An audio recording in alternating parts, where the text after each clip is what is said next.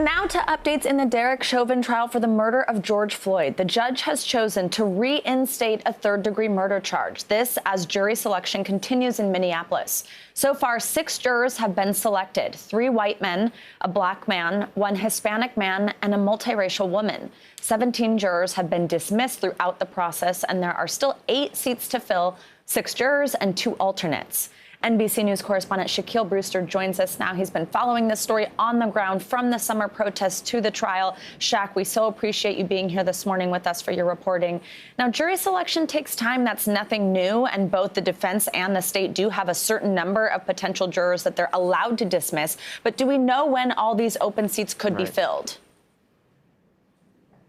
It's really an open question, Savannah. You know, the judge allocated about 3 weeks for this jury selection process. That's a little bit more than you normally see in a trial, but when you talk to legal experts, this process has been moving on a little bit more quickly than many of them have expected. As you mentioned, we have about half of the jury already seated. When you watch the questioning process, you see how long it can take to dismiss a potential juror. You can see how quickly that process can take. And as we mentioned, as these jurors come into the courtroom, before they have even come to the courtroom, they have filled out this questionnaire. So both attorneys are familiar with who they're dealing with. They know what questions to ask. That potentially has helped speed up the process a little bit, but it's still anyone's question when exactly that full jury panel of 12 jurors and 2 alternates will be seated, Savannah. And Shaq, let's now talk about the charges. Why did the judge agree to add this third-degree murder to the list after some back and forth?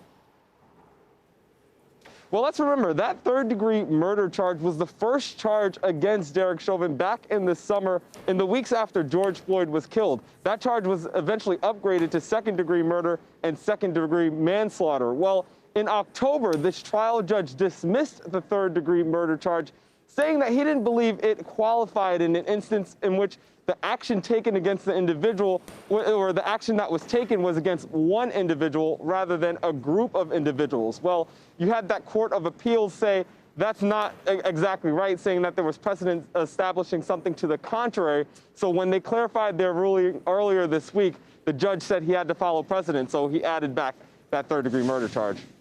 All right, Shaquille Brewster, thank you so much.